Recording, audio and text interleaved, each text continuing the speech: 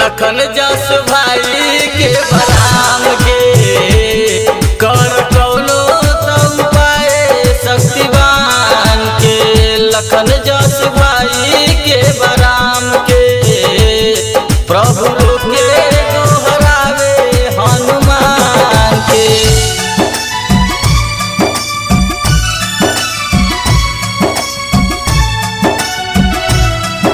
Music by Ankit Yadav.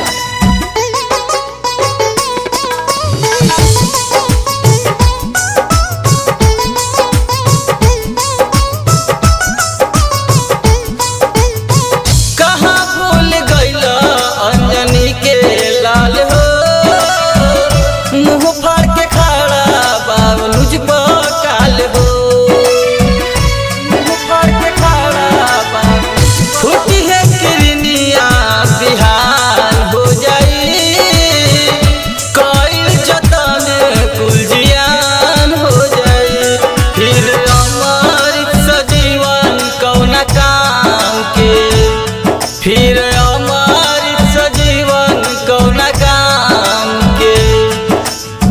Lakhan जस भाई के बराम के प्रभु के दोहरावे हनुमान के।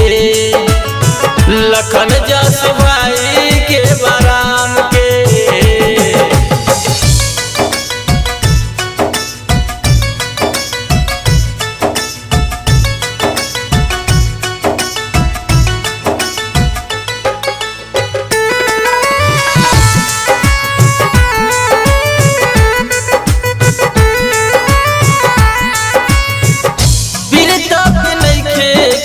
संकन हो पल भर में जार दे नीलंकन हो। पल भर में जार दे नीलंकन। दुख के घड़ी में मन बेकरार बा तोहर प्यास और इंतजार बा। भूल पाई न हम तोहरा एहसान के। भूल पाई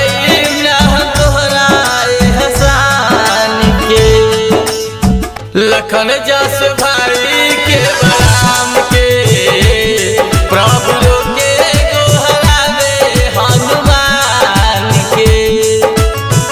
लखन जस भाई